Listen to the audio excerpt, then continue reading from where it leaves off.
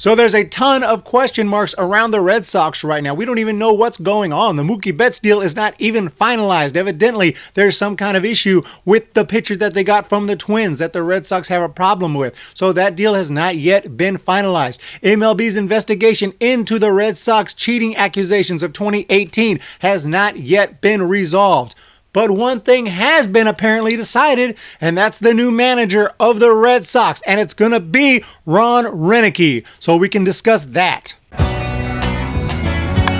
he drives it into right center field, hit a ton. This baby is way back out of here. What's going on, everybody? Welcome back to the Humm Baby Baseball channel. And today, the Boston Red Sox, reports have said, are going to be hiring former bench coach Ron Roenicke to be their new manager. And the crazy thing is, this is the same bench coach for the Red Sox who was on that bench in 2018 during the season that the Red Sox evidently or are accused of using the video replay room to steal signs against the rules of Major League Baseball. And Major League Baseball is still doing their investigation into the Red Sox. So apparently the Red Sox must either be extremely confident that Ron Roenicke is going to have nothing to do with that investigation and he's going to be completely clean in that investigation, or they don't give a I'm guessing that they realize that Alex Cora, I'm guessing that they realize that Alex Cora was the main culprit in that whole deal and that Ron Roenicke is totally clean. But that's just crazy. That just means Ron Roenicke really wasn't very involved at all, because if they were stealing signs and really in depth enough to get a major punishment, if they were stealing signs to the point that,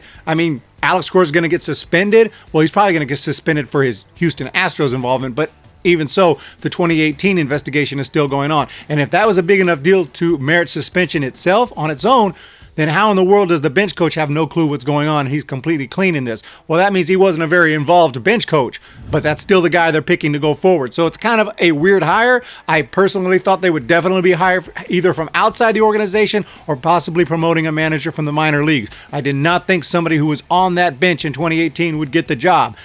Shows what I know, Ron Roenicke. And Ron Roenicke is an experienced manager, and he was a pretty good player in the big leagues for a while as a switch-hitting outfielder. He even played for the Giants in 1985, just before I really started watching baseball. I was only 5 years old at the time, but Ron Roenicke is a former Giant. He has served as the third base coach for the Angels. He's served as a third base coach for the Dodgers, but obviously, the biggest experience he has is as a manager, and that was with the Brewers from 2011 to 2015. He was actually a pretty good manager. He managed that 2011 team to 96 wins, and they almost made it to the World Series. And he continued to be a pretty good manager, although his last year was rough. They finally fired him, hired Craig Counsell, and Craig Counsell has, of course, been absolutely awesome. In his managerial career, he has a .342 and .331 record, so a winning record. And now he was manager of the Brewers, which were a pretty good damn team and still are, but still he has a winning record. In the postseason, though, he was 5-6. So not a winning record, but not a terrible record either. So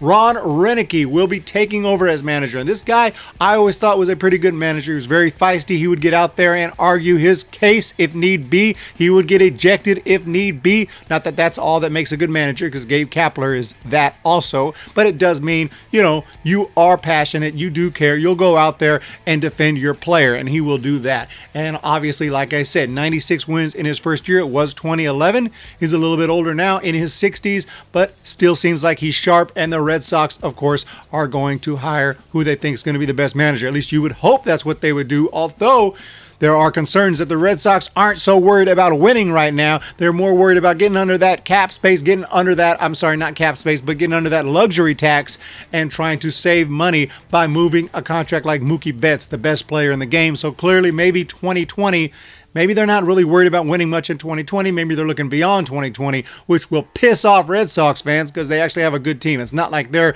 the Pirates or something, or that they're this team that needs to rebuild, like the Giants, No, this is a team that actually has a bunch of good players, and they can go compete, but they're choosing kind of not to compete. So now they're bringing in Ron Roenicke to be the manager. He's got the experience. He knows the players. He knows the culture, whether that's good or not. He knows the culture. What is that culture like?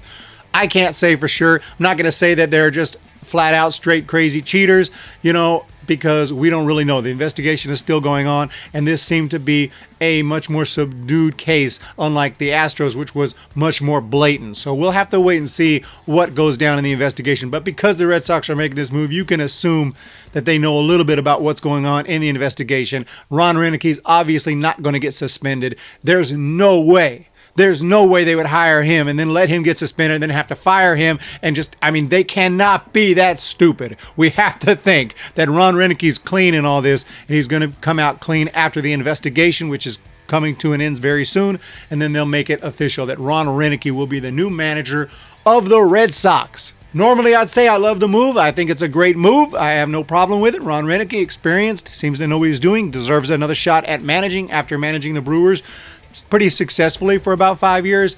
But on the other hand, kind of weird that you want to stick to a guy who was on that team in 2018 on that bench when there's so many candidates out there you could get from the outside and try to start clean. But hey, you got to give him props for saying, we don't care about that. We're going to do what the hell we want, and we're hiring our guy, and it's Ron Roenicke.